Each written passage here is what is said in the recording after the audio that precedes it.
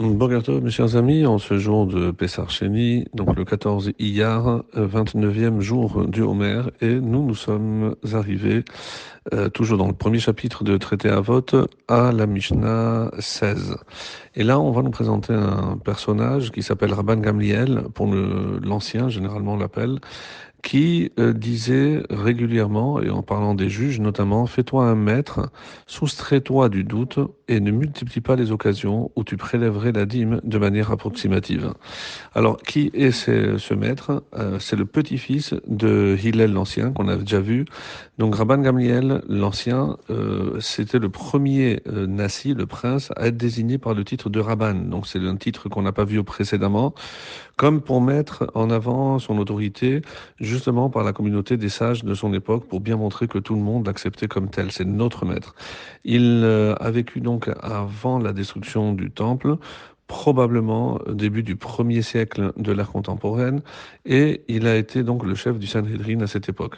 Il a succédé à ce poste à son père, Shimon, qui, on n'a pas beaucoup de détails dessus, mais apparemment est décédé très jeune et qui n'a dirigé le peuple pendant très peu de temps. La baisse du niveau spirituel des Juifs à cette époque-là, où l'oppression des Sadducéens d'une part et l'empire romain qui commençait à s'intensifier, donc a fait que Rabban Gamliel a dû prendre des mesures. Justement, donc les sages ne furent plus appelés par leur simple prénom, comme ça a été le cas avant, mais on a donné le titre de Rabbi ou Rabban pour que il y ait donc une marque de respect justement à leur endroit. Par ailleurs, le qualificatif d'ancien, qui est généralement attaché à son nom, Rabban Gamliel Hazaken, a été employé par la suite par nos sages pour le différencier de son petit-fils, Rabban Gamliel, qui est cité dans le Mishnayot et le Talmud, et qui a vécu, lui, au moment et après la destruction du deuxième temple. Donc, ce qu'on appelle, nous, la deuxième génération des Tanaïm, notamment à l'époque de Rabbi Eliezer et de Rabbi Yoshua.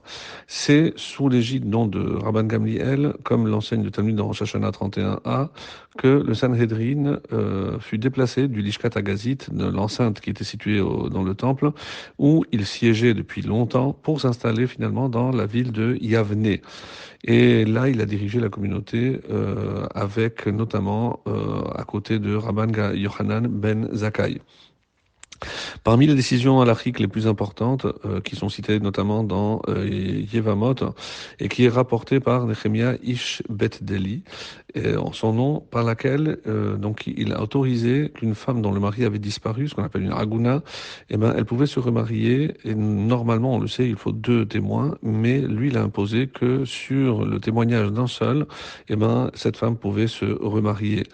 Et du fait justement qu'il y avait la pénurie, les hommes disparaissaient, il y avait des carnages qui étaient provoqués par des légions étrangères, beaucoup de juifs ont disparu et malheureusement des fois le corps n'a jamais été retrouvé, ce qui a évidemment provoqué une situation assez précaire concernant le nombre de femmes qui se trouvaient abandonnées à Gouna, sans que il y ait eu un témoignage de deux personnes pour pouvoir les libérer. Et c'est devant cette situation que Rabban Gamliel donc a pris cette décision que on pouvait le faire à partir donc d'un seul témoin. Et c'est comme ça que la halakha va être fixée. Par ailleurs aussi, on dit que c'est sous son autorité que Shimon Apakouli a rédigé le texte connu aujourd'hui de Shemona Esrei des 18 bénédictions. Et face à la propagation dangereuse de cette secte dont on a déjà parlé, les Sadducéens, qui notamment refusaient d'admettre tous les enseignements et les interprétations de la loi orale, eh bien, Rabban Gamliel a insisté pour qu'il y ait une 19e bénédiction.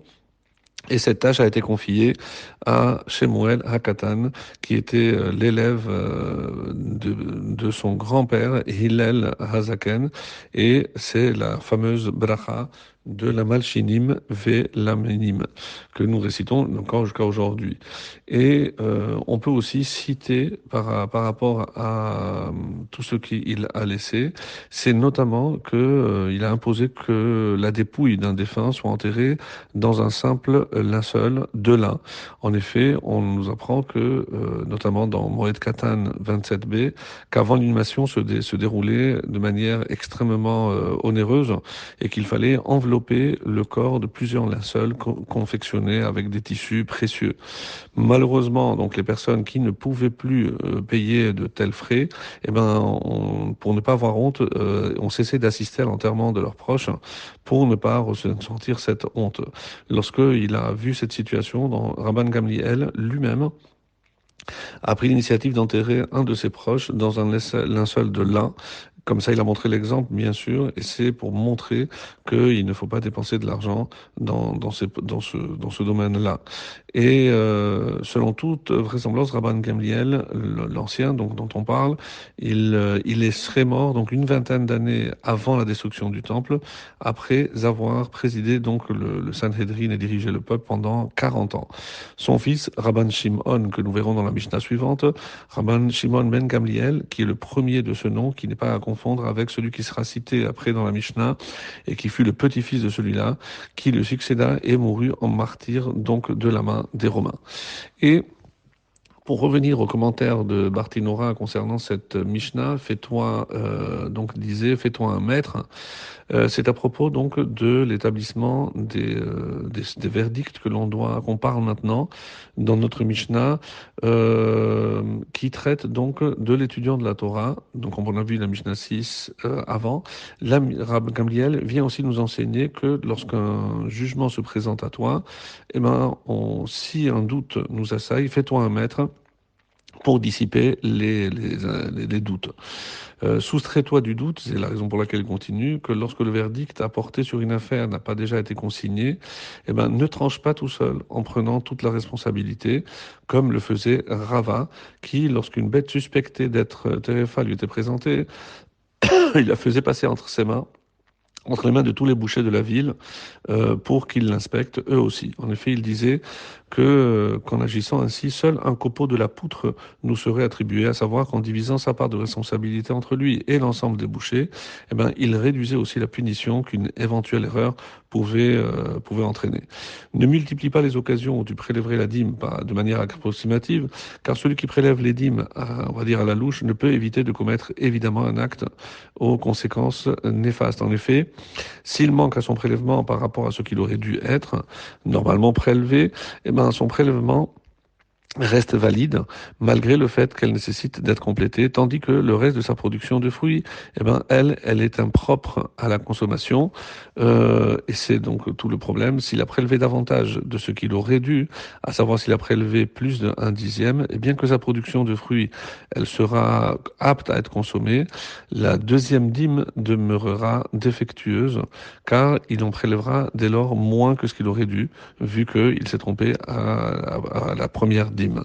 Donc, par rapport à cet enseignement, Rambam nous dit que le maître que l'on est enjoint de se donner ici n'est pas destiné à l'étude, comme on l'a vu précédemment par rapport à la Hora'a. Il faut te donner un maître afin de te fier à lui dans l'ordre du permis et de l'interdit, dit Rambam, et d'être quitte du doute. Comme il est dit dans le Talmud Yerushalmi, viens voir avec moi l'ancien du village en qui j'ai confiance et tu en seras content. De même, évite de prélever la dîme par approximation car cela fait partie des doutes dont il t'est ordonné de t'écarter et de t'éloigner.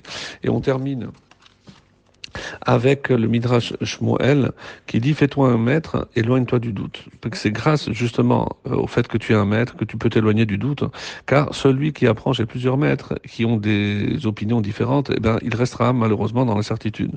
Ou bien, on peut trop dire aussi, on peut expliquer, fais-toi un maître que tu respecteras pour son érudition et sa sagesse, et éloigne-toi du doute que tu pourras éprouver vis-à-vis d'un maître non qualifié.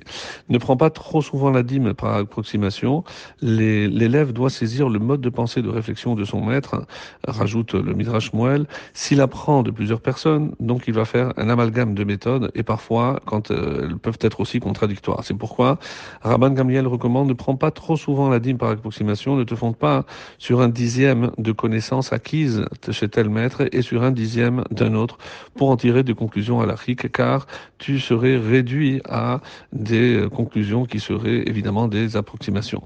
Contrairement aux Mishnayot précédentes, celle-ci ne commence pas par « il reçut de la tradition ». En outre, le titre de Rav apparaît ici pour la première fois, comme on l'a déjà dit.